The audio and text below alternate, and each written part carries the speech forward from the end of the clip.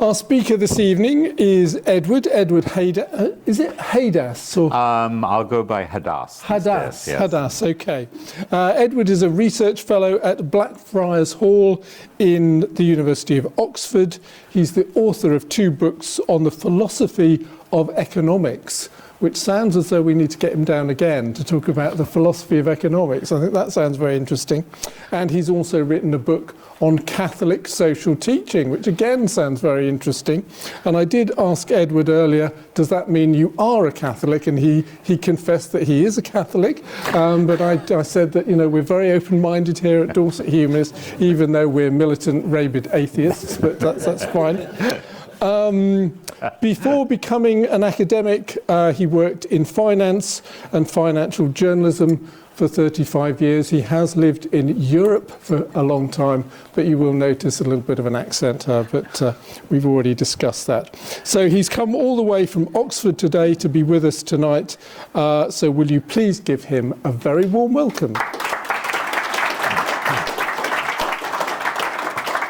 So thank you, and thank you for having me here. Yes, when I was invited, I did mention that I was, part of the opposition team, and they said they were open-minded. So I'm going to trust that, you won't eat me before the evening is done. So I'm going to talk to you today about just war, and in a sense, having a Catholic come to talk about just war is definitionally useful, because it is a tradition that basically comes out of the Catholic Church. There are some people associated with it, particularly more recently. There's a man named Michael Walzer, who's probably one of the leading scholars of it, who's not Catholic, but the just war tradition is largely from the Church. So that's one reason why I might be a useful speaker. Another is I don't actually like the just war tradition, and so I'm kind of heretical within the Church on this. Kind of. There are many things to be said. So as the title suggests, when in journalism, I was told you should never ask a question that you don't know the answer to. They say that's true in law too. And in general, if you ask a question like, is it a contradiction in terms, the answer is going to be yes. So that's a spoiler alert. The answer is going to be, it is a contradiction in terms, I will argue. So what is my argument? Well, I'm going to take a critical view of the history of just wars, not the history of wars being just, but the history of people talking about just wars. And I'm going to take several views that are going to discuss several views of wars as unjust things. So I'm going to talk about wars, and this will be associated with the philosopher Hegel, that they advance history.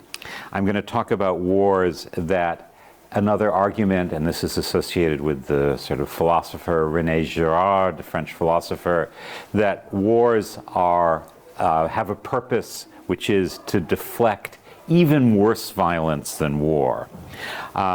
But what I'm going to say is that these explanations of war depend on war being in some way controlled by religion, the gods, the divinities, and in honor of my audience here, I refer to the unreason of religion. And you might even say the injustice of religion. And because of that, the most I think we can say is that wars don't really enter into the register of justice.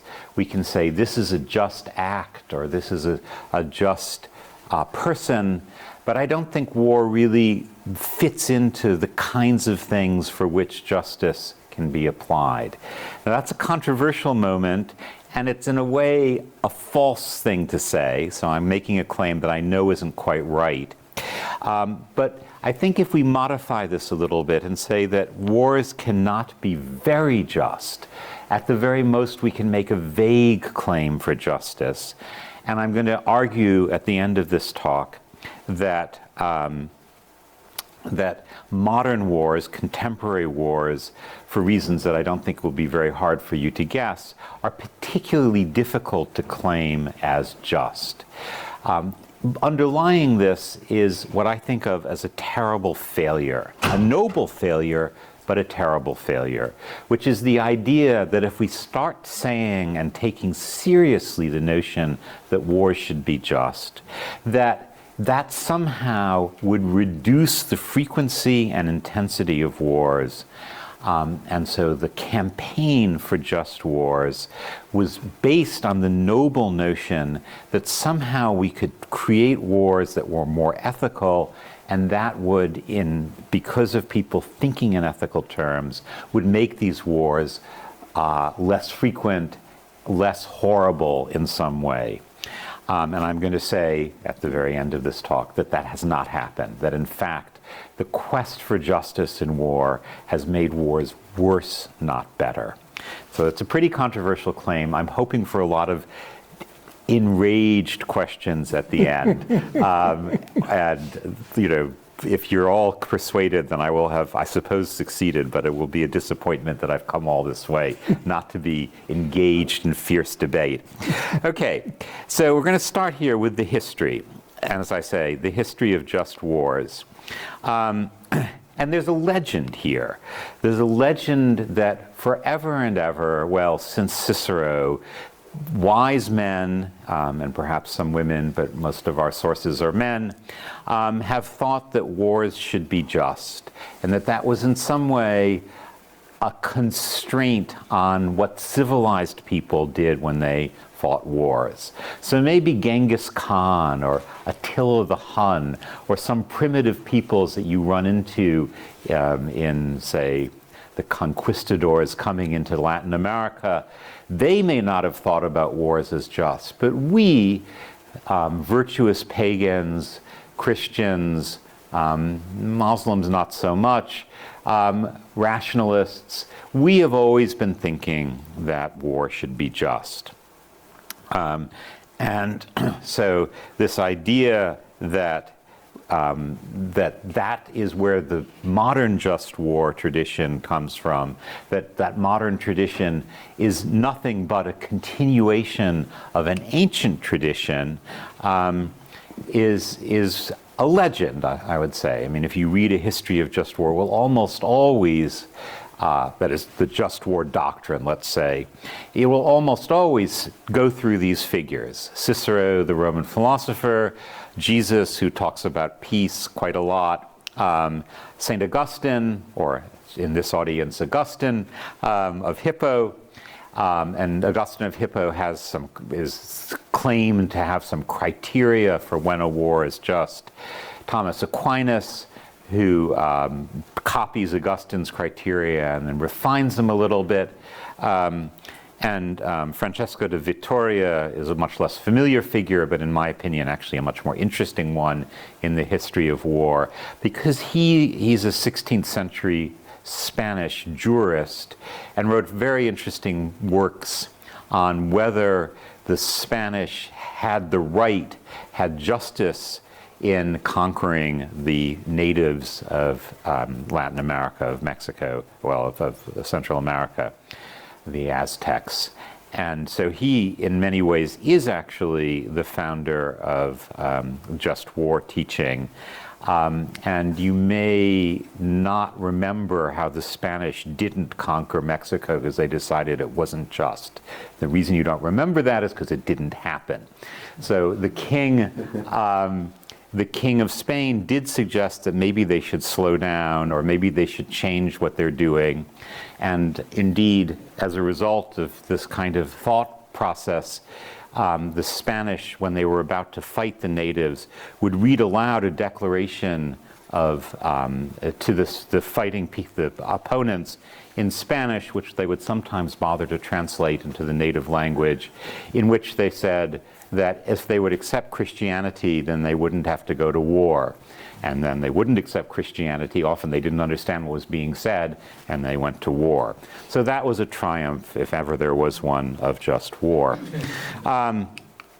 Okay, so we have a principle, though, that Victoria is probably the first person to really articulate clearly, which is basically that wars should be fought for a good reason, with a good chance of winning, and in a good way. Those of you who might know something about this, that the good reason is called jus in bellum, that is justice in approaching war, and the fighting in a good way is jus in bello, fighting justice in the action of war. So it's a Latin phrase. It wanders into natural law teaching. Here we have it. Ad bellum, sorry, not in bellum. So ad bellum. And that's this idea of just war. And if you look through the tradition, you can find these writers and other writers talking very clearly and coherently and thoughtfully about just war. And saying that war should be avoided. Christianity self-describes as a religion of peace. And so, it's not as if the popes are sitting around saying, let's go fight and have some young men kill each other. They say we should not be fighting wars. We should only be fighting wars for good reasons, and so forth. But reality is not like this legend. And the rhetoric, the quotes, are not representative, are not being understood correctly if you interpret them in the light of this legend of just war. What is reality? Well, let's start with the jus ad bellum. Basically, any legitimate government can declare a just war for any halfway good reason. That's what the doctrine comes down to in practice. Most wars in Europe were fought over questions of heredity by royal families. So-and-so claims the crown. No, so-and-so claims this crown, or this tiny piece of land.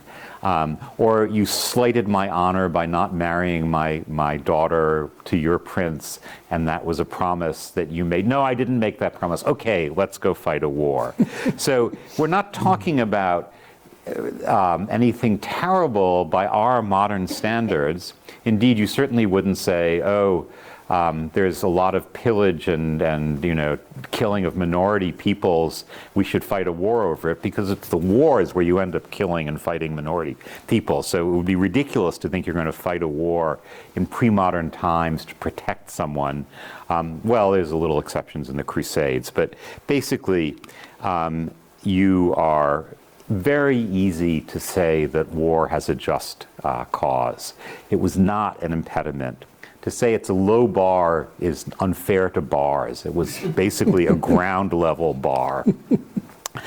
And there was always a religious sanction, the sanction in the sense of approval to wars. And this dates well before Christianity.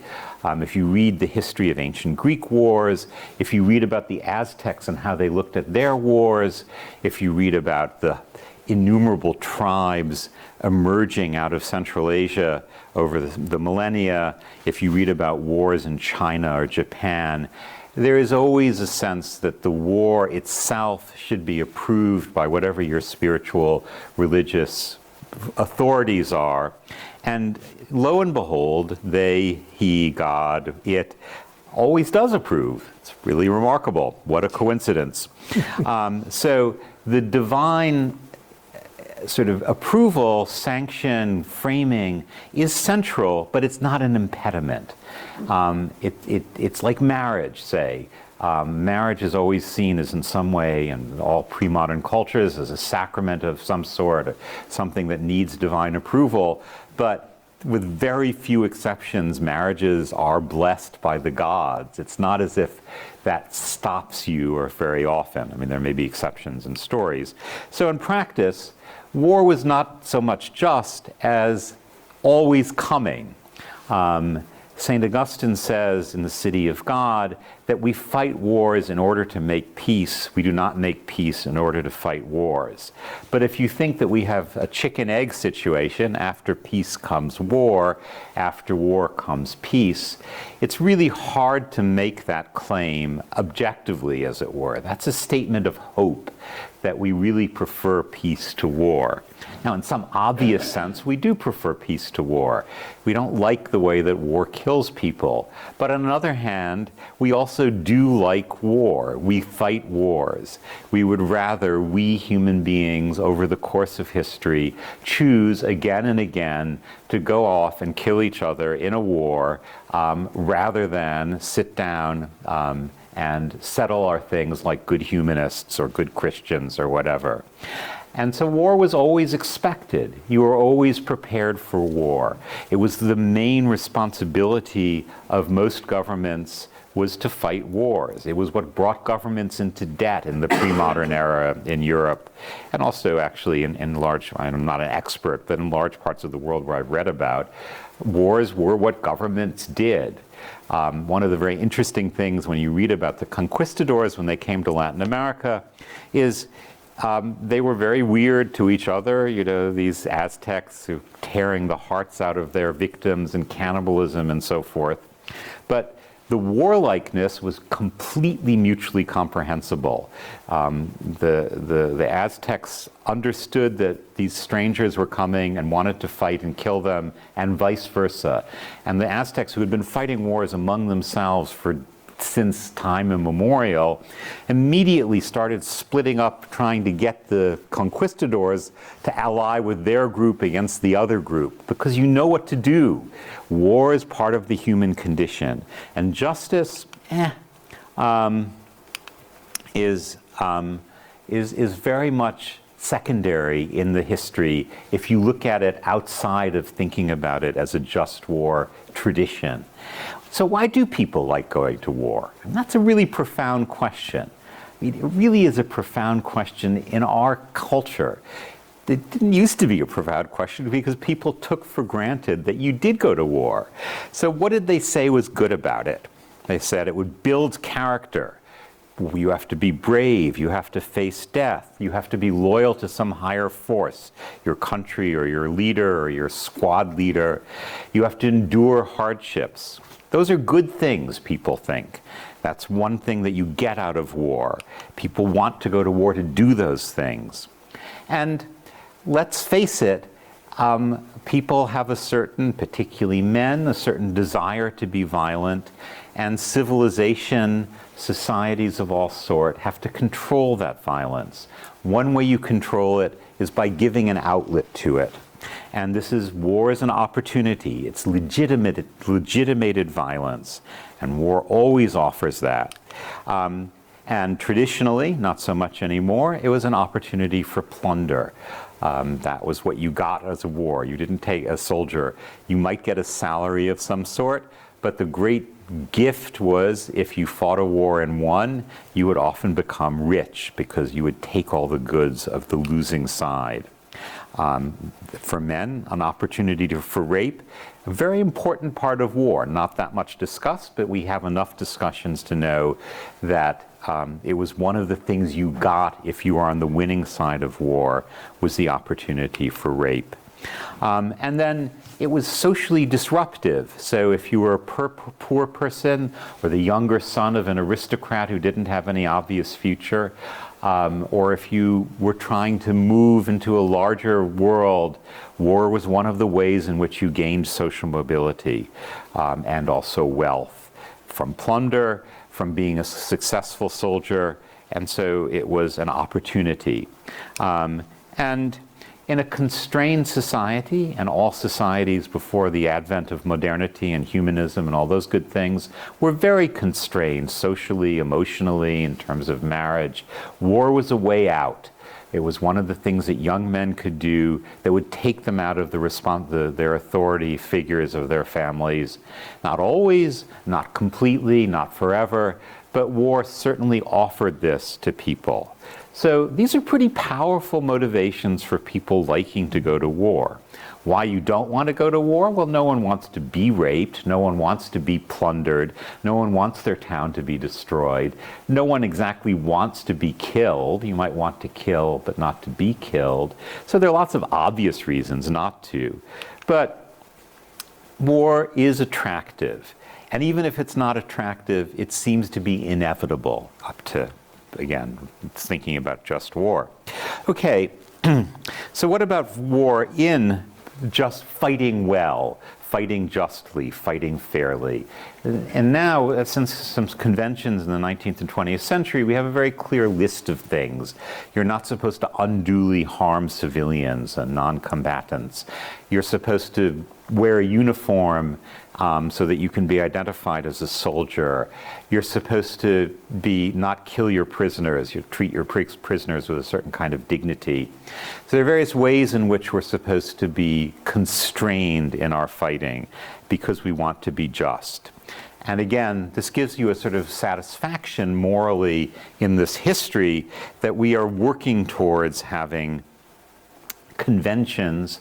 That's the technical term, the Geneva Conventions, on how you can and can't fight. No chemical weapons. Certain weapons have been banned off and on.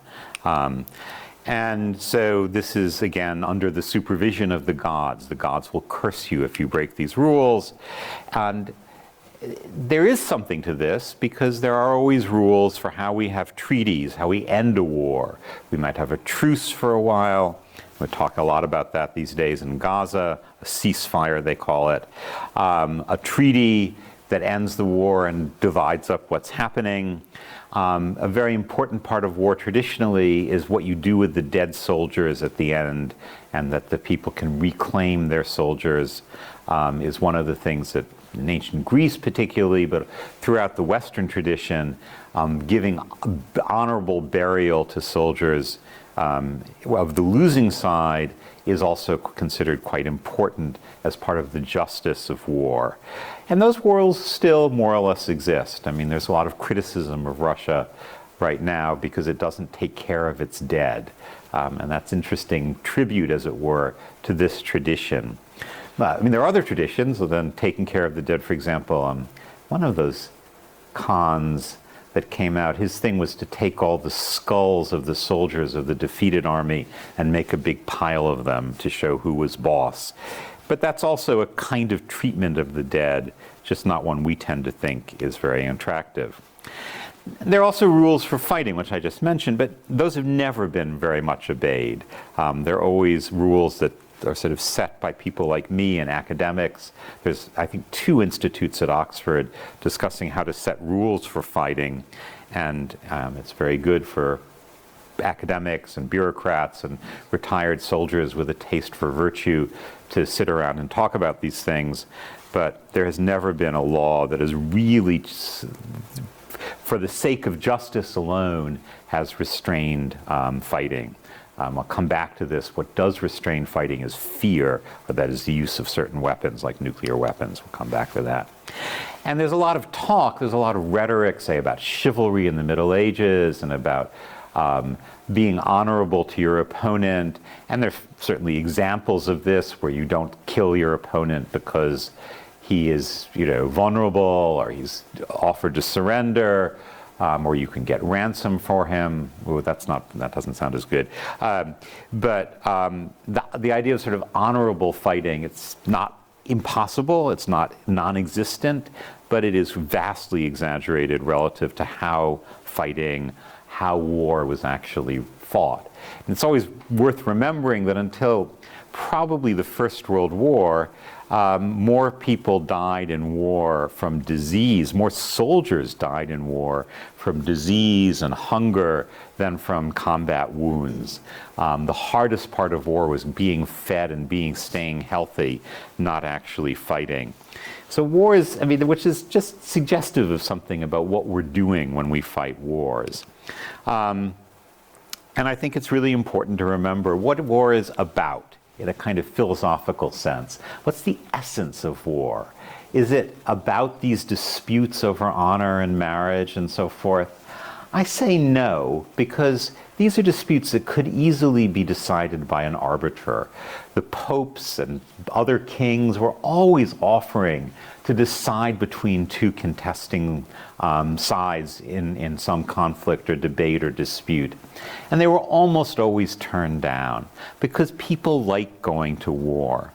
And so I don't think what's essential to war, what defines it, what its key characteristic is, can have anything to do with justice. Or at least historically it has not had anything to do with justice. It has to do with the desire that people have to kill each other and to destroy other people's goods, properties, as well as their lives. And I think that focus on that essence helps us to understand what I'm going to talk about now, which is the other ways in which we can think about war than as just. But first I want to just say this psychological contradiction, which I've just mentioned. We could avoid war. People are rational, but people are also irrational, and we don't really want to have war. And this gets us into high philosophy. Sigmund Freud, in the beginning of the 20th century, watching the First World War, who had thought first that people were guided by a pleasure principle, but watching people kill each other with such fervor, he said that there must be some kind of other force in us, a necessity to kill, a death instinct, as he called it.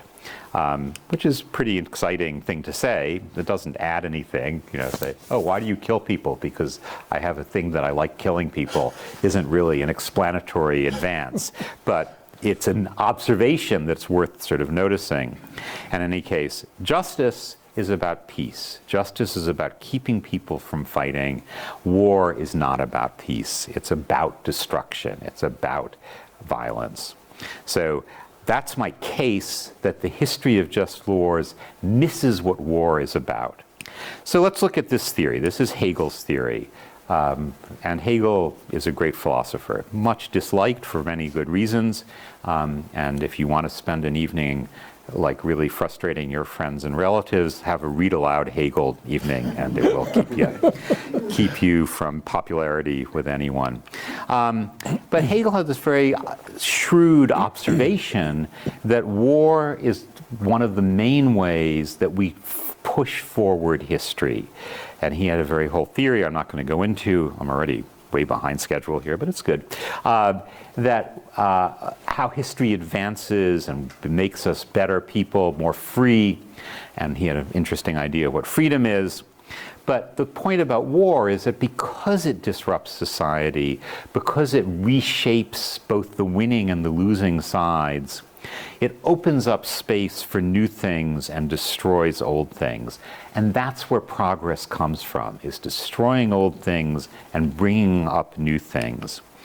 And so in Hegel's vocabulary, war can be the work of the spirit. He doesn't think every war is work of the spirit, so some wars have no historical point at all, they're just destruction.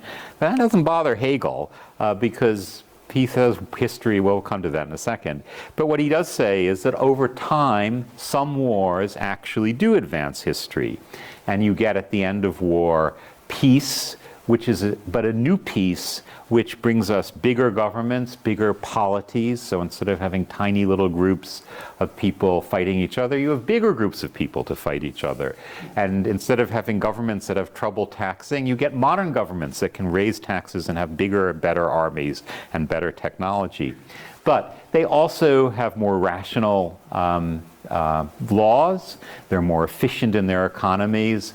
They have a higher sense of justice within the peacetime. And in Hegel's view, they enhance what he considers to be freedom. And not everyone would consider his freedom their freedom, but that's what he thinks. He was very influenced by the French Revolution. He saw the he saw the Napoleonic Wars as a student, and he saw that as a turning point of history. And the idea there was that the French government was overthrown. In turn, Napoleon came and overthrew most of the governments of Europe. And the Ancien Regime, the old rules, never came back because war had torn apart the fabric the existing fabric of Europe, opening up a space for a new kind of regime. And Hegel himself thought we were all pretty much done with history, and that was a mistake, because as we can see, we have some more wars in the 20th century. But those wars, in the same way, opened up a space for globalization, for the standardization of culture around the world, for efforts to create a war, communications among peoples. And so Hegel's picture of war as a force of history, not a force of justice, has a certain kind of empirical validity. We can see it happening. And he doesn't worry that war is destructive. He says history is a slaughter bench. So what? He has a wonderful little footnote in his book on history where he says, you get those pastors and they're always telling you about how we shouldn't value worldly things and that, our life is not important. And then you get a war and then they're all complaining. Here's a moment to not value your life and your worldly things. They're all going to be destroyed. And then the pastors won't say what a good thing it is. So it's a very surprising view of history. But these wars are neither just nor unjust. Justice is for peacetime in Hegel's idea. It's important. He wants a higher standard of justice, more rational laws, but it's not something for war. And the point that he says is justice isn't absolute, obvious. You get higher standards of justice, but you have to break the old standards. You get rid of a two-tiered justice for aristocrats and peasants by having a war that gets rid of the aristocrats. And effectively, the wildness of war, the running amok of war, is what you need to clear the ground for the new and the improved. And as I say, history is a slaughter bench that defies our peacetime logic. Okay, thus Hegel. Moving on, another theory is that war is necessary for the human condition, not to make history better, but to keep history from getting worse. So these are in a way opposite theories, in fact, really pretty directly opposite. War is not an engine of going forward so much as an engine for keeping us from slipping down the hill. It's, in your, cars these days are better, but if you have a certain kind of old car and you're stopped on a hill and you're a little worried about the brakes and you're sort of, getting in first gear and kind of staying put because the hill will work that way. And that's sort of what war was in this theory of René Girard. René Girard was a literary critic and he had a single insight, and he was an insufferably pompous person, thinking that he had solved all the problems of understanding human nature and history. He wrote a book called The Mysteries Hidden Since the Beginning of Time, which is a reference to the Bible, but he really thought that he had uncovered the great mystery. And his idea is that we are violent people, and the reason we're violent, or the starting point of our violence, is what he calls mimetic or imitative violence. And the idea is very simple, that I see my sister, you see little babies doing this, it's so obvious. So there are 300 toys. Little baby 1 picks up toy 1. Little baby 2 says, I need that toy. That's the only toy I want. Say, little baby 2, there are 299 other toys on the floor. Why do you want that toy? That's the only toy I want. I have 2 grandsons, and I've watched this in action. And I give a little Girardian comments on this. And the problem is, little boys have parents to stop them, but adults don't. And so you start by taking each other's toys, but the violence has a tendency, and Girard thinks this is an inevitable tendency, to magnify. It's not just mimetic, but it magnifies. So I take the toy from my brother, and he slaps me. and then I punch him, and then he gets his friend in to beat me to a pulp. And he thinks this is a foundational part of human nature. He points out how many cities mythically are founded by one brother killing another brother, and how that murder is somehow a foundational notion of how we get civilization. And how do we get civilization? We get it by finding a way to make peace. And what we do to make peace is we agree that someone else is guilty, a scapegoat. And that's a biblical reference, the word, a goat that is laden with the sins of the Israelites is sent out to escape into the wilderness. That's the scapegoat. But the concept in Girard's idea, he thinks, is universal, that we then turn to the gods and say, this person, this sacrifice makes our peace, and now we no longer can blame each other because we've decided to make peace. And again, if you read him, it's very persuasive. It may not persuade you that everything, it's not quite as central as he thinks it is, or nowhere near as central as he thinks it is. And there's a whole Christian interpretation, which I will leave aside out of discretion here. But it's a very powerful idea. And then how does war fit in? Well, the enemy is a kind of scapegoat. So instead of fighting each other within a city, within a state, we find someone who we can say is the truly guilty one. And we can unite in trying to kill him. And then he can unite in trying to kill us. And lo and behold, we've now can have a certain kind of peace, a peace that's greater than the war. And so war unifies countries, provides satisfaction for our military desires, and even defeat is a kind of liberation from that desire to show that I've done my best to fight. And most history, war and defeat, it's not it's shameful, but life goes on, or death goes on, history keeps going. And so we have this idea that war is a way of controlling our violence, back to Freud. But the scapegoat needs divine support. This is one of the things Girard says, that without the sanction, the approval of the gods, this scapegoat does make peace. And you don't have to believe in the gods to see the logic here. You can say humans, sort of as Feuerbach would say, we make this up, and it's our construction, but if we don't see it as somehow divinely approved, then we'll just get started again right away on the cycle of ever-increasing mimetic violence. There we go.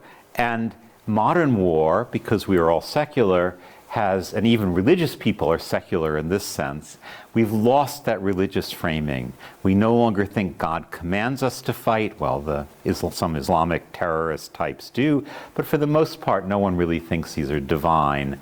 And the Russian Orthodox Church is widely mocked, even within Russia, for making that claim. We've lost that frame of God's approval of war, and thus of God's approval of peace. So, according to Girard, and this was his last book when he wrote about this, he says, there's nothing to stop modern war escalating indefinitely. And he looks at the development of nuclear weapons and says, that's what you get. You just keep on going because there's nothing to stop you. And Girard hated the idea of just war because he thought justice was the exact opposite. The cry for justice is the exact opposite of the ritual of violence. Justice exists in a world where you are away from violence. And if you start thinking that your cause is just, then that gives you an excuse, a justification for ever-increasing mimetic violence. As he says, the only end to a just war is absolute destruction, total surrender. So you don't have any real way of making peace because you've taken out the framing of just war. There's no shared scapegoat. that we can have that will be higher than the two sides. So one side has to truly destroy the other. And so there's an endless mimetic violence against each other. You could see that in the Second World War. The Nazis thought they had a just cause, revenging the injustice of the First World War settlement, taking up the true role of the Germans in history, which has a cause that had been stated in somewhat more sedate terms. In the First World War, they saw themselves as just. Their opponents saw themselves as just, fighting off this obviously unjust force. There was no way to stop this war. Various people said, why don't we have a peaceful settlement? Some Nazis, when they started to lose, but you couldn't do that because there was no structure other than the total destruction of our unjust enemy. So justice doesn't make wars less good, says Girard. Or less intense. It makes them endless. The only end is a total surrender. And we can see this in, say, on the good guys' side, where we get engaged in firebombing and total destruction of cities, lots of civilians. You can see it now in Israel-Palestine. And I'm not making a political comment, but you see the Palestinian side, the Hamas, at least, let's not say the Palestinians because they may not be representative. The Hamas people say that it is just to murder, rape, and kill civilians because our cause is just. The Israelis come back and say it is just to wipe out these people who want to murder, rape, and destroy our population, all of us. And so we must kill large numbers of civilians, perhaps in a more civilized, rational way, but what's dead is dead. And so we come to the point here where justice encourages rather than discouraging violence. So just to conclude, my own argument is that justice is not a good quality for evaluating war. It's not appropriate. It comes from a different domain of life. And in this, I'm agreeing with both Hegel and Girard. And really, I'm agreeing with the entire tradition of war before the creation of the just war doctrine. Because wars are necessarily about aggression, and aggression is essentially irrational, it's easy to justify. That my little grandson says, of course that's the only toy I wanted. You can't reason with him to say, no, you only want it because your brother has it. It's just, and when the Nazis are no different, or the Allies or anyone, we justify ourselves too easily. And the sense of a higher purpose, a destiny, a responsibility, does not discourage violence, it encourages violence. So the only way to control war, at least historically, is to have an irrational or irrational force that somehow can counter or control or limit this irrationality of war. And perhaps there's some substitute for war, but it's going to be an irrational one. Probably the best substitute we have right now is sports, professional sports. And although it's hard for sports fans to admit this, your enthusiasm for Arsenal or whatever is irrational. We can leave that aside. So we used to have the divine order, that's lost away. We used to have the authority of some kind of holiness, that's lost. Perhaps the secular desire for peace will be strong enough. But you've got to take it away from justice, I think. And because the real story is one of fate, of something going on here. And you might say, well, what about peace treaties? Like, that's rational. And they do work for a while. There's an argument that if we have lots of trade, McDonald's effect, no two countries in McDonald's have fought wars. That's not quite as true as it used to be. Does trade and commerce keep war away? Yeah, sometimes for a while, sometimes for a long while. How about just and respectful relations between states? Keep war away? Yeah, for a while. But people like to fight. they like to kill each other. And justice then is an excuse for more destruction, not a way to stop destruction. And as I mentioned at the beginning, the exacting criteria that are set up, and you can read them in the textbooks and in various guidelines and lots of literature, these exacting criteria, is this war just, have not never, but almost never discouraged fighting. And for every time it's discouraged fighting, they have encouraged fighting more. They give you a sense that you should be fighting and killing people because that's the just thing to do. What does discourage fighting is somewhat the fear of defeat and somewhat the fear of destruction. And there's more destruction now than ever. Modern war, I'll come to that in a second. And sometimes when people win a war, they feel, okay, we have won, we don't need to fight again. But that leaves the question of, can wars ever be just? Yeah, on balance, for a while, you know, I think the Ukrainian campaign against Russia was probably just. Anyone campaigning against the Nazis, I'm in favor of this being just.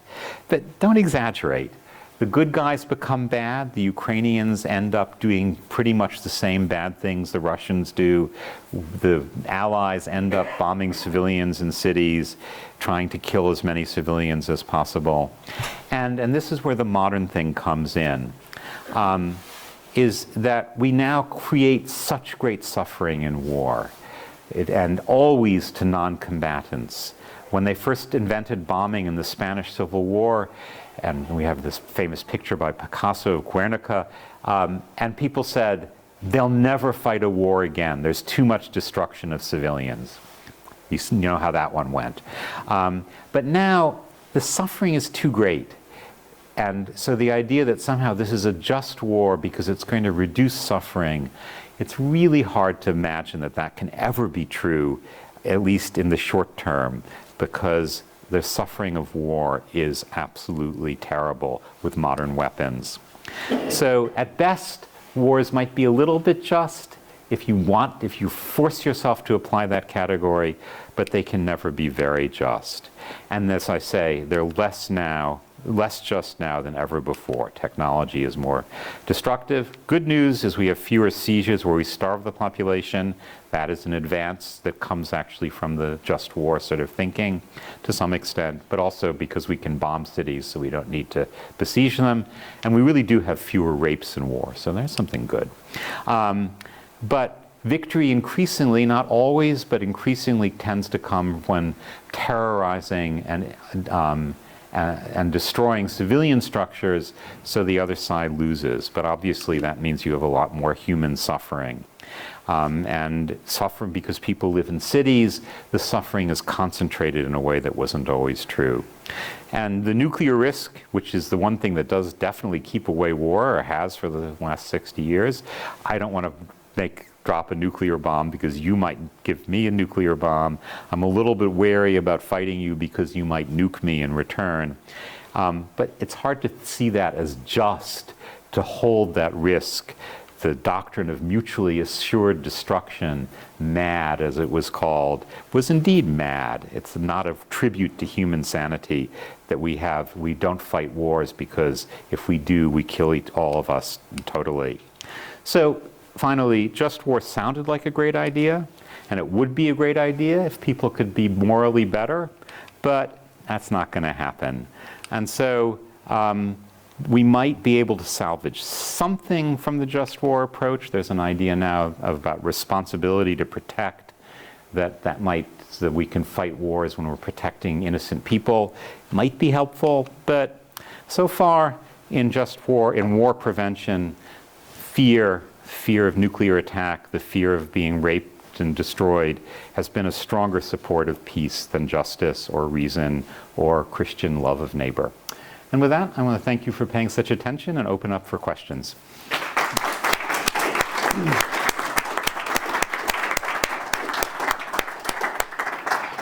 Thank you very much, Edward. Did you say you were happy to field questions? I'm very happy to field questions. Yes. I'll let you. Yes. Okay. We have one question immediately. Very good. Okay, I was going to say, you say the nuclear weapons kind of produce some sort of stability, but do you actually think they also create conventional wars that drag on longer because nobody can really settle it? That's a really complicated question. I mean, it's a simple question, but the answer is actually complicated. One of the things we've given up on because of just war, and this is, we'll get to the nuclear part of this, is the right of conquest. And I was just looking at this yesterday because someone was asking me a question about this. And so Hugo Grotius, a 17th century Dutch, one of the founders of the modern law of nations, talks about how we all agree that you fight a war, and when you win, you have a certain rights that come to you from victory. You get to take over land, you get to plunder, you can demand payments as compensation. And we've kind of given up on that. It didn't work so well after the First World War to demand compensation from the Germans, so that was the last time that's really been tried. And you can see that we don't see that as right. So the Azerbaijanis beat the Armenians fair and square, roughly speaking, and then they kicked out the Armenians from a little enclave they had within what had been Azerbaijan, and now it is completely Azerbaijan. And we don't feel this is fair, but in the right of conquest, that would be perfectly normal to expel people. And so one of the things that we've changed is when we do fight wars, barring total surrender, we're not quite sure what to do with them. And nuclear war is another thing that we're not quite sure what to do with, because we know that we can't really fight a nuclear war and survive as humans in anything like the way we are. We know that if one nuclear bomb is dropped, it's going to be very, very difficult not to drop one on the other side. And if, even if you bomb a country that doesn't have a nuclear weapon, it probably has an ally who does, and so that has a restraint. And then we can't figure out what to do with it. And yes, it probably does lengthen wars, or maybe it has no effect at all, but it certainly is part of the puzzle of modern war, is we have this weapon that's too powerful to be used. And as one of my friends said, that notion that we have weapons that are too powerful to be used has been around a long time, and it's never lasted forever.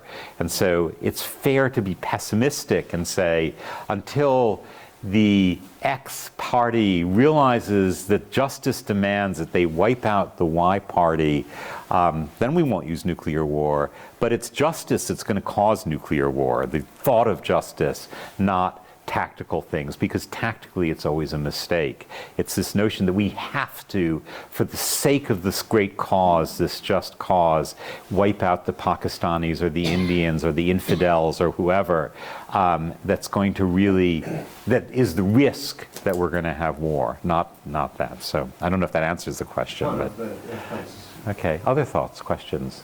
Yeah. The man from the army there.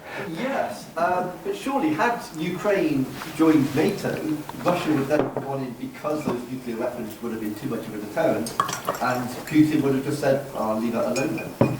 Surely. I'm not a geopolitical expert, so I'm not going to say you're right or you're wrong. I'm going to say that's the kind of calculation that is left over, I'm happy to say, from the old days. So when Charles V invades northern Italy, one of the considerations was how strong the opposing forces would be. And he was happy to see that the Pope was busy fighting with the Venetians, so the Italian forces were heavily divided, and he was able to beat both of them, one right after the other, basically by aligning with one and then double-crossing them. Thus the Holy Roman Empire at its height. So yeah, sure, it might be true that in this particular war, this particular thing could have stopped that war, and nuclear deterrence could have been a part of this.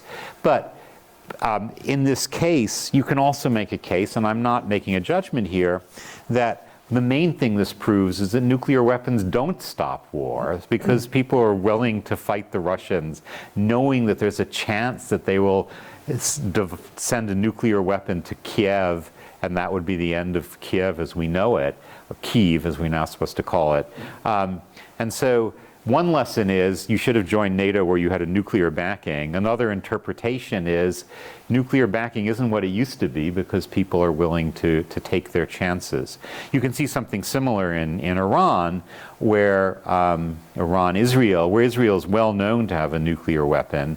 And it used to be said that one of the reasons the Iranians would never attack Israel, at least not until they had their own nuclear weapon, was they were afraid that if the attack was too successful or looked to be too successful, the Israelis would send nuclear devices against Iran.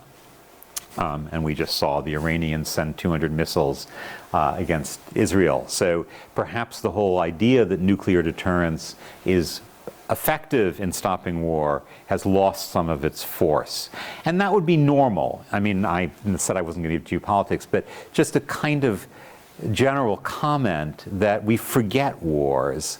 And there was a much greater effort to keep the memory of Hiroshima and Nagasaki alive than there usually is after wars. But that kind of thing can be forgotten. And so the fear of nuclear war that I certainly remember as a little child seems to have faded. And that may be part of why it is less of a deterrent than it used to be. But again, you may be right that if we had the whole force of NATO up against Russia, Putin would have taken a different approach to Ukraine if Ukraine had been there. So that may be true. I'm not going to make a judgment on that. I've read enough articles making both arguments that I can't say I have any insight. Yeah. Yeah. When talking about just wars, do you make a distinction between, self-defense and going to attack, and then an extension, being proactive as a means of self-defense? Do you see that? Well, since I've just said I don't really think wars are ever very just, I'm not very terribly worried about the criteria. It seems pretty obvious that people feel more strongly when they are attacked that they have good reason to fight back than they feel when they are doing the attacking. And yet, over time, a lot of people have attacked with the sense that they are doing the only just thing to do.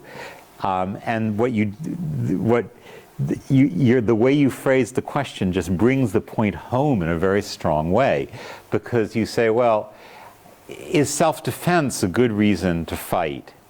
And the answer is probably yes. And then you say, but what about preventive self-defense? Because I know they're going to attack me. Well, now we've shaken this down a bit. And you may remember that it was self-defense that was justifying the US and British invasion of Iraq in the Second Gulf War, because there might be weapons of mass destruction. And if there were weapons of mass destruction, they might use them against us or against our allies, and we have to defend ourselves. And so you invade a country that has done nothing against you, at least not yet, and say, self-defense justifies this. And this is, in fact, my experience of that war was one of the reasons I started to doubt that just war was going to be a very helpful analytic category, because if you can justify that as a war of defense, what can't you justify? You see the same in Israel right now, where they're justifying their demolition of Hamas as a war of self-defense, as if somehow these people who could barely manage to make one surprise attack and kill X number of people could overthrow all of Israel. The only alternative is to get rid of this entire armed force. Well, you may say it's justified in some other way, but the notion that that's a defensive war seems a little bit stretched.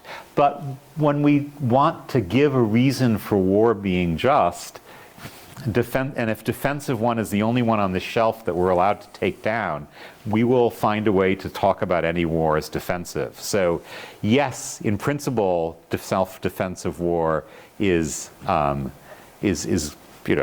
sounds like a good thing for justice, but in practice, like everything else, justice just doesn't work very well with war, and that's another example of it not working very well in terms of war. Yeah. Do you think one could argue that appeasement, such as Britain was trying between the wars in the run-up to the Second World War, that appeasement is maybe more dangerous than being aggressive?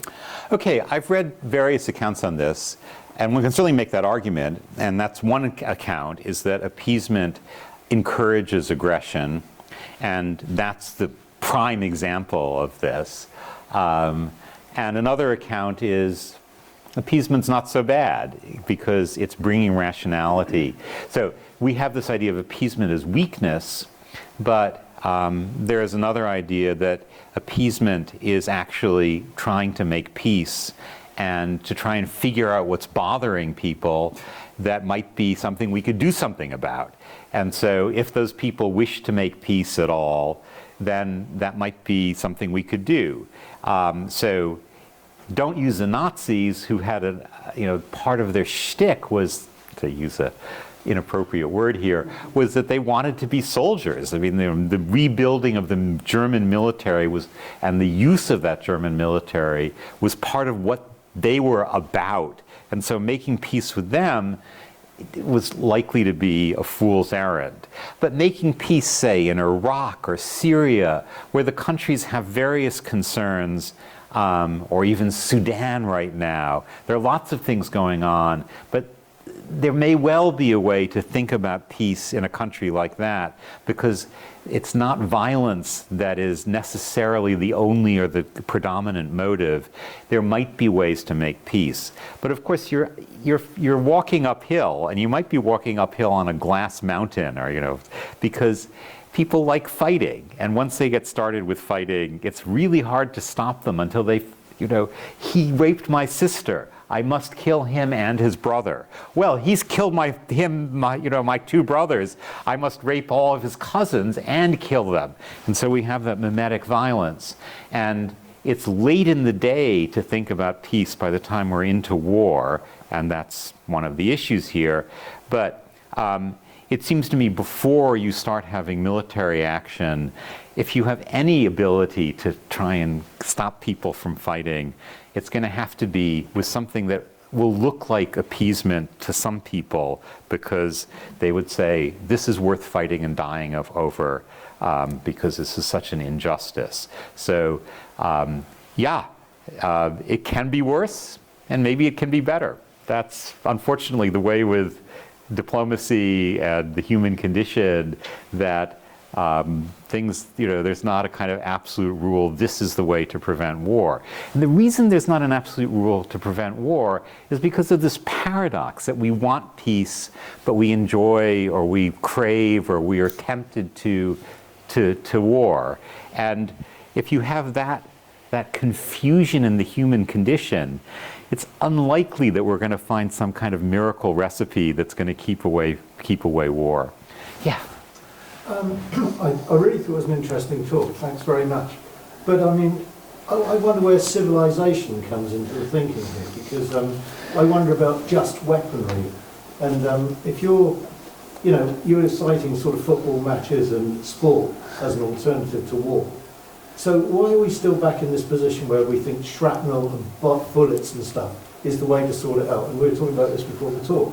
When you can put an elephant down with a tranquilizer gun, and the person has still got legs and they can be taken off the battlefield for when there is a peace treaty, they're not in a wheelchair. So this has been an argument that's been made for many, many years in various ways. This idea of champions is usually the way it's described in the just war literature, is instead of mobilizing a huge force and killing large numbers of people, send out 5 of your best against 5 of my best, and whoever survives wins the war. There's a famous example of this in Livy, of this being agreed. And again, if we say, I'm not so rational that I'm going to call on an arbiter and make peace by just saying that's more just than this, and that's what we're going to do, I'm not that rational, but I'm rational enough to say I'm not going to use every weapon I can to kill and rape and destroy you. I'm going to choose some representatives to do that work for me. It has a kind of appeal to it, and I mean that's why it comes up again and again. Why don't we do this? Or why do we use weapons like you say, shrapnel, or the level of intensity of fighting? Why do we continue to make better weapons, more destructive weapons? And we now have much more targeted bombing, and you could say, well, that means we won't have to kill as many civilians. Good luck on that one. It just means we will be more discriminating. And so it will take longer, more bombing raids to start killing all those civilians. But that doesn't seem to work. And I think the only answer to your question is, well, in my paradox, top rational, bottom irrational, the irrational one is pretty strong. And so, and it's irrational to the point of not even satisfying that thing. So we now have wars that are fought not by people, but entirely by machines. So a guy in Colorado, in America, who's guiding the drones to do targeted killings in Iraq. Now, I just don't feel he's getting that thrill of murder sitting behind a desk. Oh, what are you up to today? Oh, I just killed some terrorists in Iraq 2,000 miles away. I feel much more charged up in my masculinity now. I'm not seeing it. And yet, the whole logic of war has pushed us in a direction where it doesn't even satisfy the thing that war is supposed to satisfy. On a human scale, it does the destruction part real well, but it doesn't give us, the men who want to do all those things, the bravery, the endurance and all that, they don't get to do that in that kind of war. The Russians and Ukrainians get to do that, lucky them, but that's really almost a throwback to see a war like that, where you have soldiers sitting around killing each other in that kind of direct way, but even there, it's a lot of anonymous death. So the thing that we get psychologically from war, the positive thing, as it were, seems to be declining, while the negative thing seems to be increasing. So modern war is in every possible way worse, and justice is one of the factors that's made it worse than pre-modern war, but weaponry is another factor that's made it worse than pre-modern war. And this is one of those, again, paradoxes of the modern world, is that the same technology that makes our lives so much better in peacetime, clean water, airplanes, take a train from Oxford to Bournemouth, record this conference so it's kept for immortality until all the servers are destroyed in the next nuclear war. All of that is exactly the same technology, just a tiny little twist that could destroy us and damage us. And I remember once reading an account by a war surgeon, sort of military surgeon, talking about the same technology that was used to kill these people, roughly speaking, is the technology I'm using to put prosthetic legs on this guy. It's the same, like, ooh, what we can do with metal these days, we can make it dissolve into tiny little bits of razor-sharp things to do lots of wounds. Oh, and we can turn it into artificial legs that are just like human legs. How wonderful is that? Well, it's just that strange paradox of our nature that we can't just make the world better with technology without also making it worse. We can see how we could do it, but we don't seem to be able to do it. Yeah. Well, wait, did you have a question? No? Oh, okay. Sorry, it's like an auction, you put your hand to right there. Well, I'm being greedy here, because it's my second. That was what I was thinking. So what else? Yeah. I mean, is the only way to stop you with all this horror that you're kind of unleashing to say, well, we have to look at methods, processes of reconciliation, and maybe those processes involve the person that's out to kill this really horrible, evil person over there, somehow psychologically to realise that the person they're killing is exactly the same as them. Okay. That in fact, it's just a sort of a kind of dark side of themselves that they themselves have created to get people thinking that they're not different from the other people. In the Catholic tradition right now, one of the things that they've invented that really is new is the idea of peace building. And peace building is a process, and the thinking of it is it starts before there's war. There's a remote preparation for peace building. So you try and diffuse war, and then during war you start to think, well, what are we going to do after this war ends? And then after war you try and think of ways to reconcile the winners and the losers, or the destroyed and the destroyers. I wish I could say this has been a huge, wonderful success, but as you look around the world, there are stories, there's some good stories, but it hasn't been a sort of overwhelming success. But insofar as we can do something to prevent war, that is exactly what we have to do, is to try and overwhelm that negative side, that death instinct, by finding some other kind of psychological or spiritual or emotional way of reviewing the world so that we're able to either diffuse or control or somehow neutralize that death instinct. I'm not in the policy, in this talk, and indeed in my life, and this drives people crazy, I don't really have an answer for this. I think this is an insoluble problem. It makes me very sad. It makes me worried because I don't really see a workable answer. And we're very used to telling stories like this. If you write a best-selling book, the best-selling book is how we're heading towards mutual destruction and war and how to avoid it. Subtitle, how to avoid it. So this talk just doesn't have the subtitle. It's how we're heading to mutual destruction and war. And I don't know how to avoid it because all the things that are perfectly reasonable are all in that top part of the paradox. And how do we get to the bottom part? Well, maybe what you're saying is right. That maybe we have to accept the paradox, work on what Jung calls the shadow, and try and somehow psychoanalyze ourselves out of this destruction. I would put a higher faith in that than in lots of rational arguments about justice, because this is an irrational part of our nature as humans. And so it seems to me the cure for that has to be something irrational or irrational or rational at some different level than the sort of obvious thing is, killing people really isn't a good thing to do, which is what a lot of the kind of talk of peace would be. So I like your suggestion. If I did have to write a little, afterward to my book saying what we can do, it would be in those lines.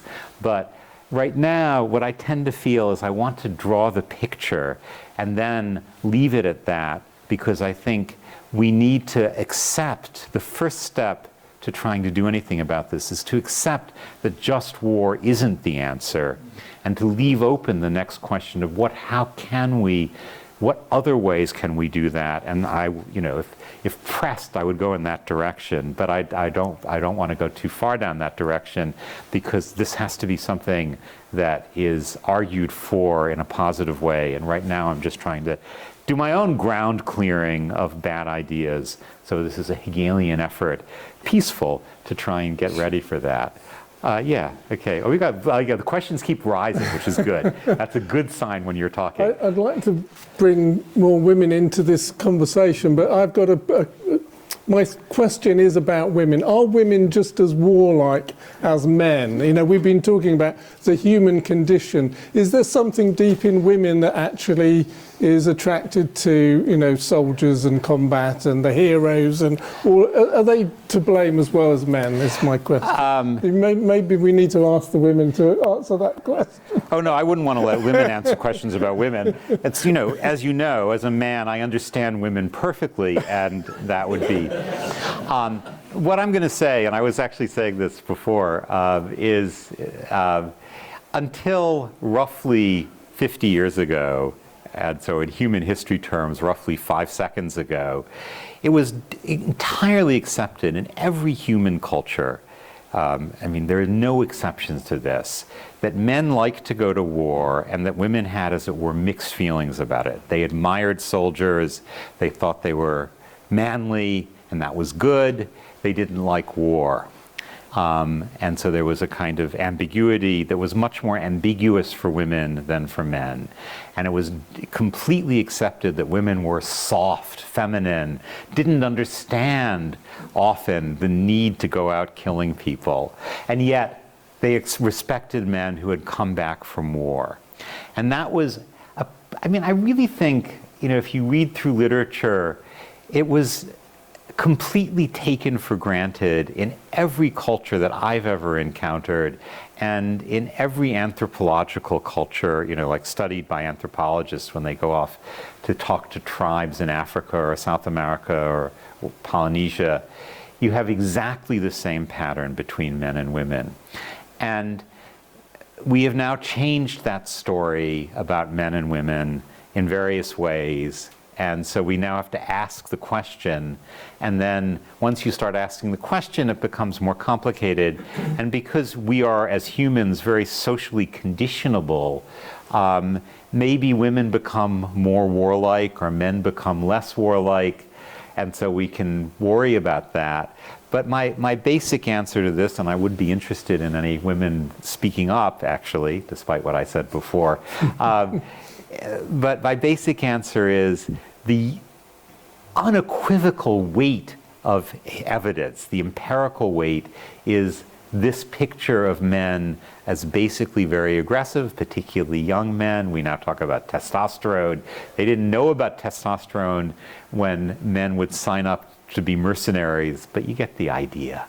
And that women were in some ways more peaceful, but also not as much peaceful as you might want them to be, to give a pure duality, because they loved and respected men who were soldiers. And it was part of the sexual dynamic there. So that would be what I would say. But I'm open to any women who would like to speak on this. Well, I would say I hate all violence and I hate all attack. I can only slightly forgive defence. So, obviously if someone's attacking, just go to the borders and stop them and find ways to, but murder, killing, I just don't feel that it's the way to answer things. So you're living up to or down to or with the basic feminine stereotype, but taking away the kind of I love a manly man who's willing to kill for. I can respect men, especially if they wear tight uniforms, who are acting in a defensive way.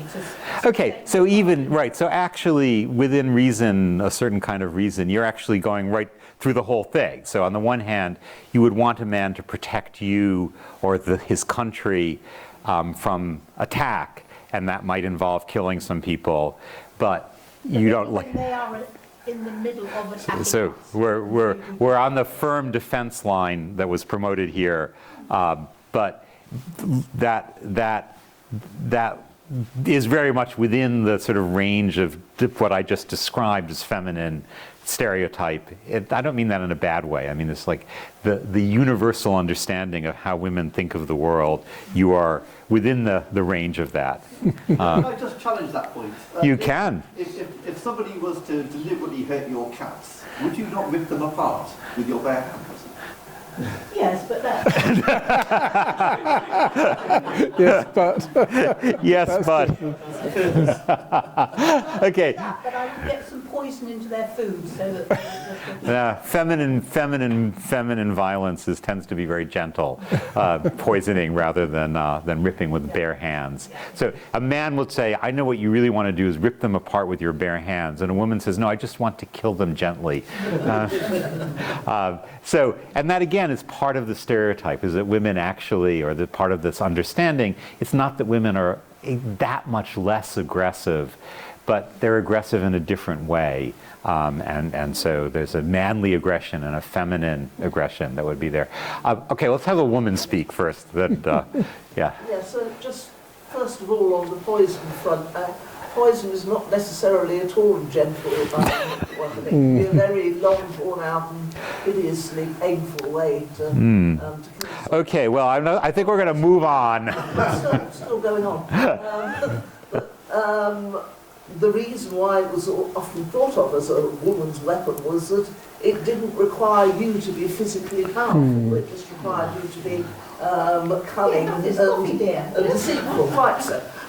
Where, you know, the difficulty with, you know, having a spear or a sword as a woman's weapon is that the chances are that the average man is going to be physically stronger than you, and he will be trained more than you will be trained. So again, part of this universal story is men are strong physically, women are weak physically, relatively speaking. And part of why you're strong in the kind of teleology, the sort of direction of why we're this way, and you can be an evolutionary teleos or a, you know, created telos, is that men need to be strong so they can kill each other. I mean, they need to be strong to kill animals and plow and so forth.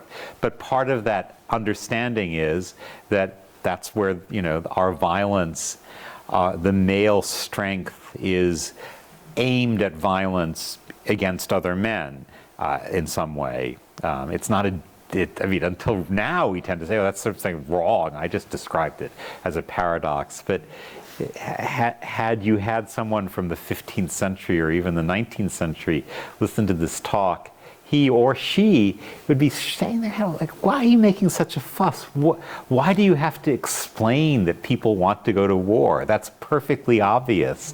You're making something out of nothing.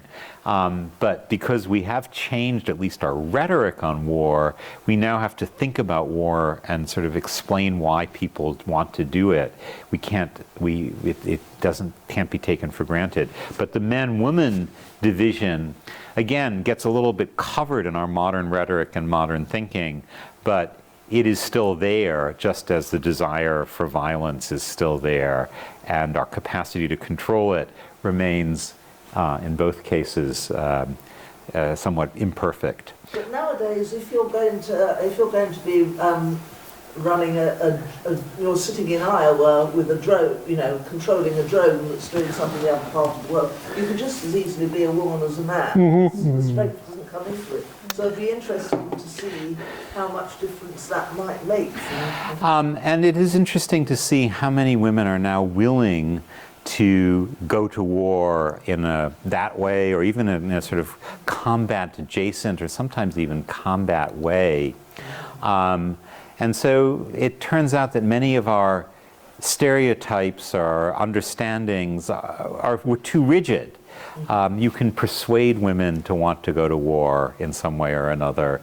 But it is still the case overall, at least from what I've read, that men much, much prefer this. It's hard. You know, the Israeli army has had universal draft from almost the beginning of the state, I think from the beginning of the state. But they never sent women into combat, and they still don't, because they think women don't have the killing instinct that men have. So they're all served, but they don't go into combat. They may be combat adjacent, and they're trained to use guns and so forth, but they are not expected to be frontline soldiers. And you see that now in the current war. The Israeli men do all the fighting. And in that, they're just like Hamas, who also do not think women should be out there killing. Okay, there's people that you've not asked, yeah. Isn't the role of women, in a sense, the product of history, though? In other words, through much of history, women had a particular role to play. Now, even then, there have been exceptions. I think of people like Joan of Arc or Boudica, or so there have been a number of women who actually have been pretty aggressive. And you could argue, of course, in each case they've been defensive, which is where the story comes sort of full circle. But increasingly, as the role of women change in our society, they are actually getting involved in much the same way that men have traditionally. In fact, you just sort of preempted something I was going to say, which is that women increasingly are demanding to take frontline roles in armed service. So this is a great question, and this is a question that isn't limited to women, and it isn't limited certainly to military issues, is to what extent does the modern experiment, call it, the modern experience, the modern changes, devalidate, disprove disprove assumptions that we had always made, we as humans, about men and women, about the limits of the world, about what we can and can't do as humans. And it's been, I'm writing a book about this, so I'm very interested in this question. That's why I'm broadening it, because I think it's best understood in a broad way.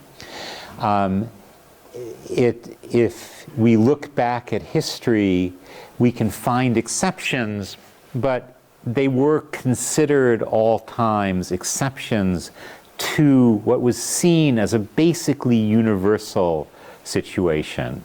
I'm not going to go into Boudica or the Amazons or Joan of Arc in particular, but I'm just going to say that the story was consistent and it was always understood.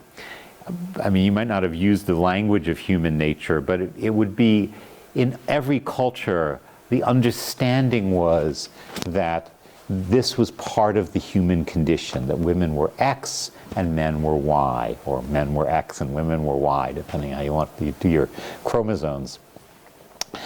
Okay, and then in the modern world, we keep changing, we keep disproving eternally known truths. For example, we used to think that famine was part of the human condition. It's not. We know it's not. We used to think that royalty was pretty much the default form of government in the human condition, that we need to have some kind of government that has some kind of divine approval and has a kind of aura of the numinous about them, and we don't. We have had now hundreds of years of democracy. And so our certainty about the human condition has been challenged in many different ways. Challenged, not just challenged, but actually overthrown. It used to be thought that women were incapable of being, at least with a few exceptions, of doing hard professional things. It used to be thought that women and men even would want to have many children if they had the opportunity. Curiously, those things don't seem to be true.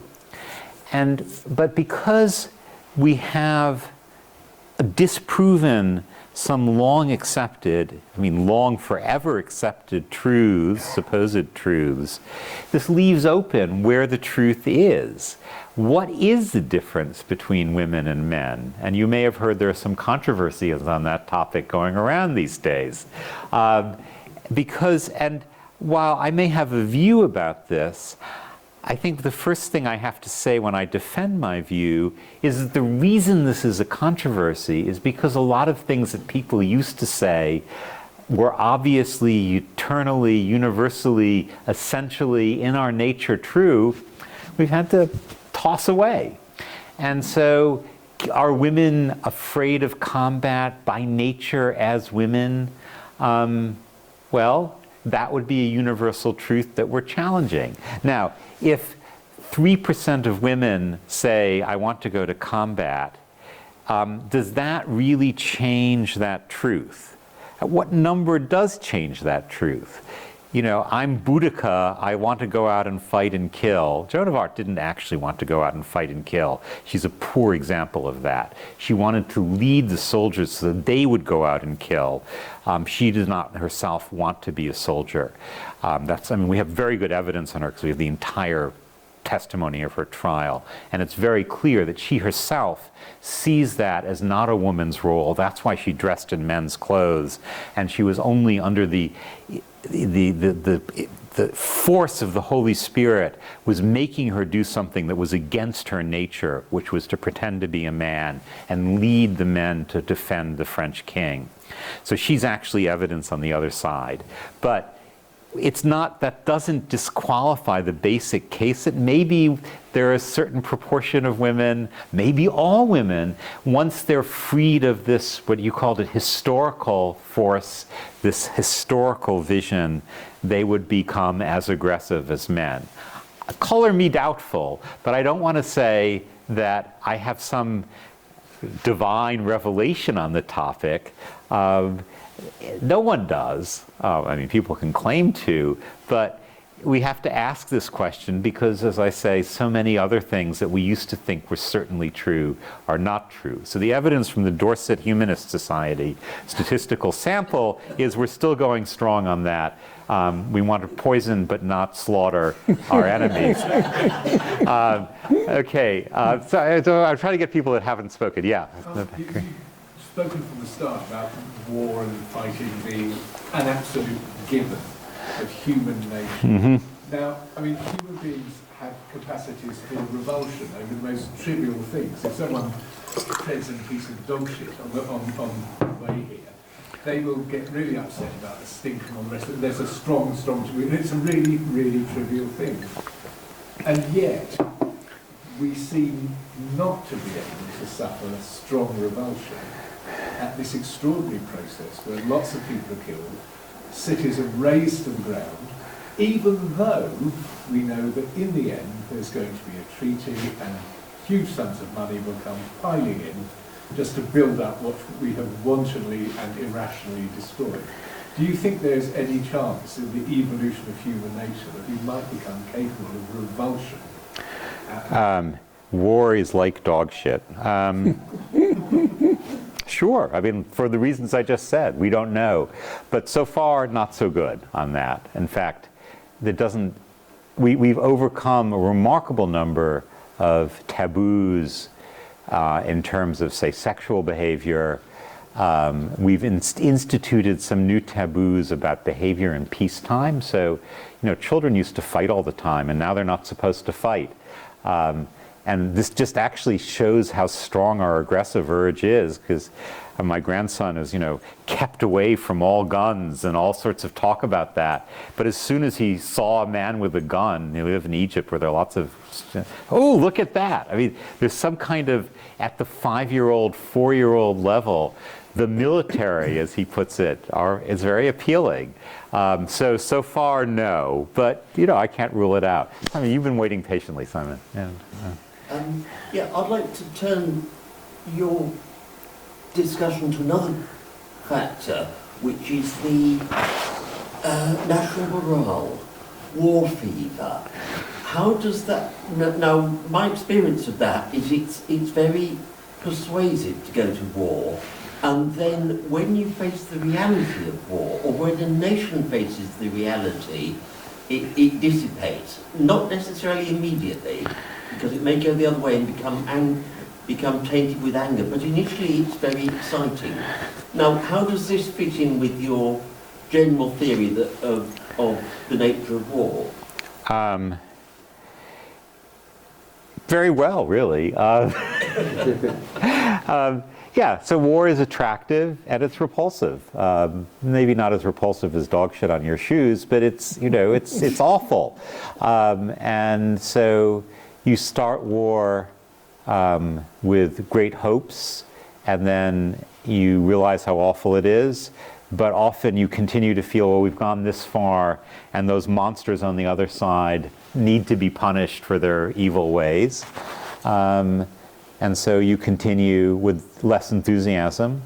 So far, that's kind of the way it is. If you have a just war argument, then those monsters become very much important to you.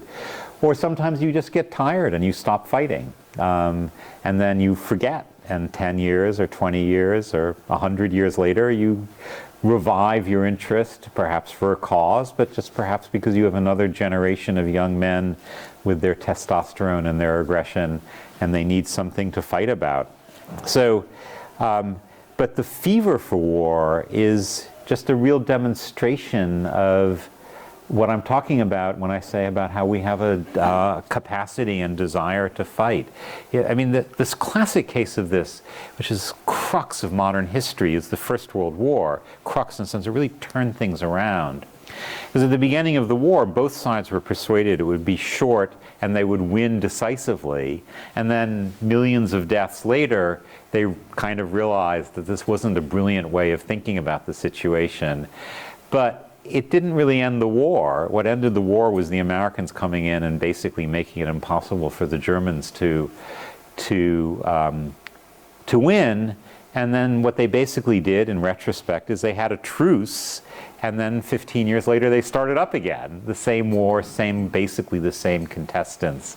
And so you have the sort of 30 years war of the 20th century, and then finally you get such an unconditional defeat that you do get tired of war, and that lasts, well, till now.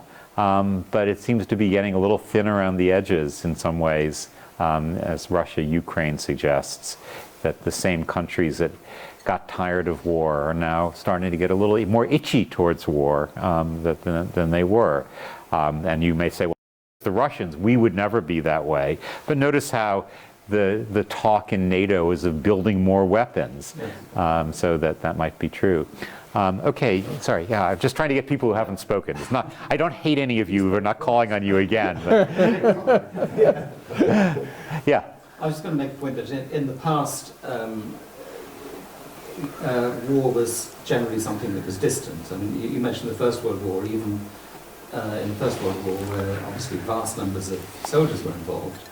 But as far as the people in this country were concerned, the soldiers tended not to talk when they got back about the horror of war, and so people were, didn't perhaps understand quite just how horrible it was. Now we have television and we have live broadcasting and so on, so you would think that would bring it home to people. I mean, I happened to have gone to, a few weeks ago, to a talk in Bournemouth where the main guest speaker was the Palestinian ambassador to the UK, but there was also a doctor talking, a surgeon who goes over regularly to Gaza, and it was just so hard to listen to what he was saying, that he was having to repeatedly amputate children's limbs, multiple limbs on the same child without any anaesthetic, this sort of thing. And I just thought, well, how on earth, if this, I mean, I think even now with television it doesn't come through quite enough, but being there with someone who is talking about the horror of how it is, and then you see that we're still providing weapons to that.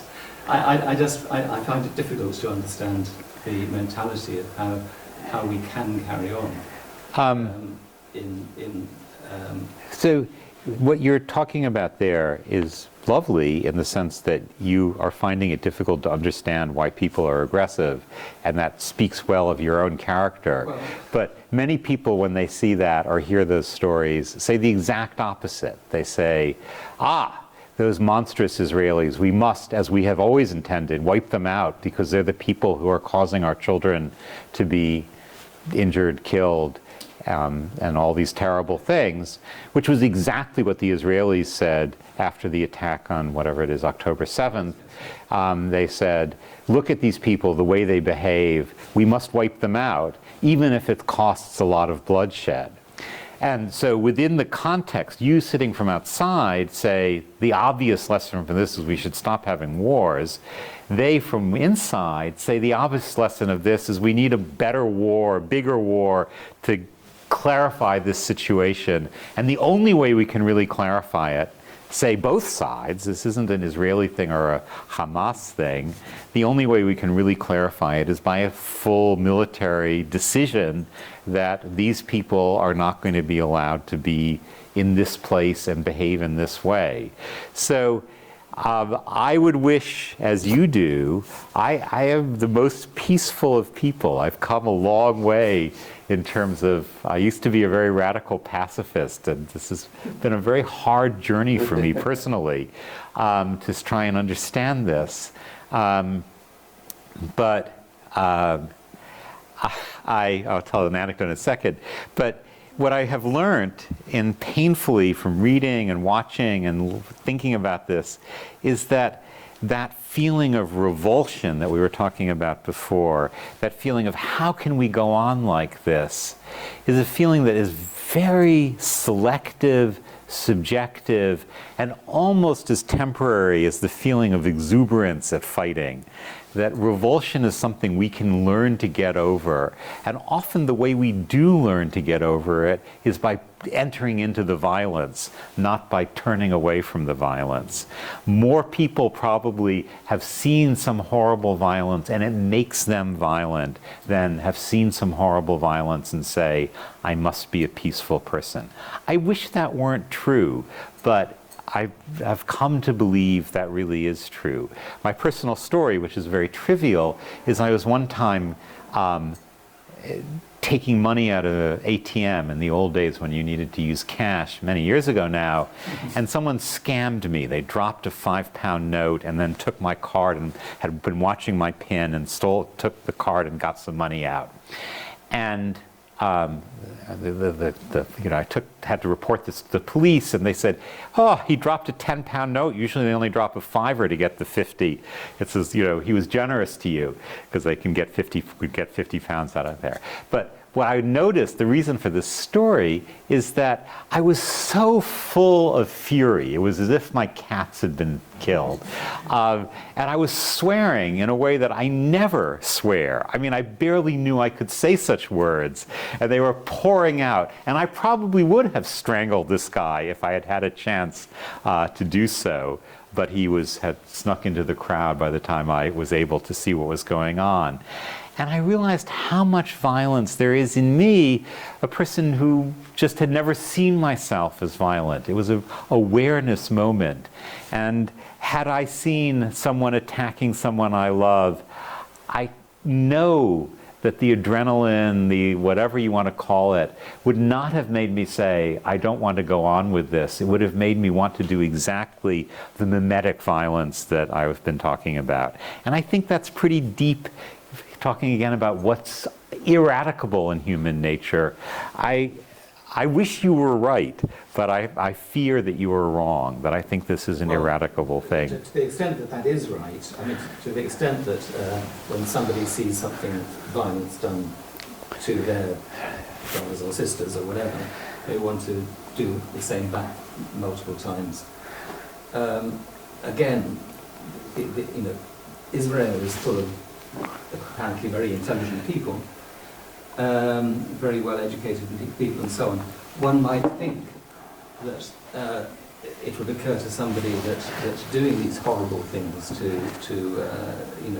on the scale that they are will not make them safer, but will spread so much hatred. Okay, but we're back here on the tactical question. Yes. Is what makes people stop fighting?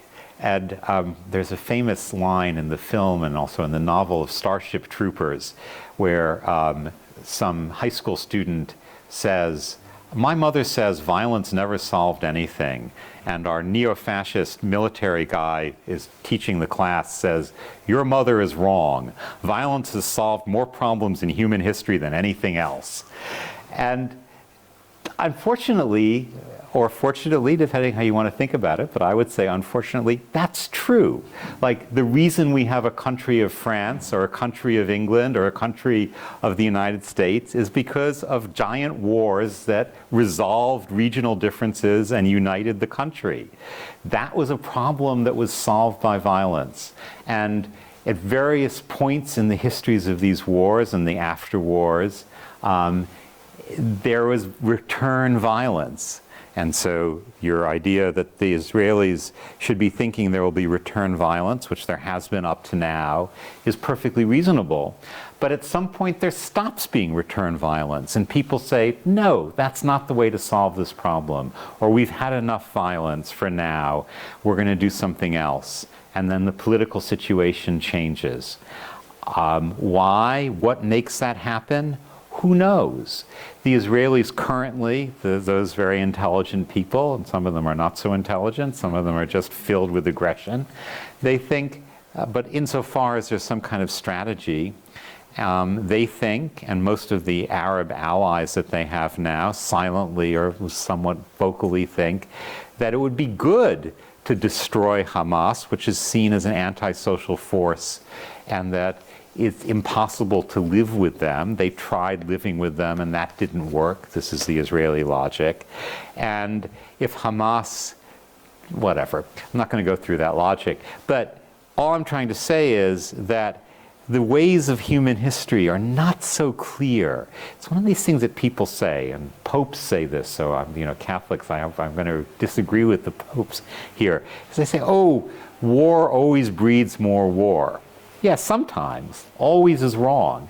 War sometimes causes peace, causes durable peace. After the Norman invasion, it took a couple hundred years to settle everything down, but it did. Would it have been better if the Normans hadn't invaded?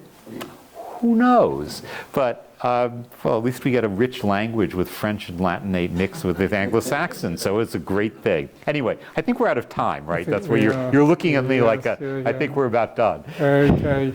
Edward, thank you very much for answering all of those questions and for a really fascinating evening. Please give Edward another big round of applause.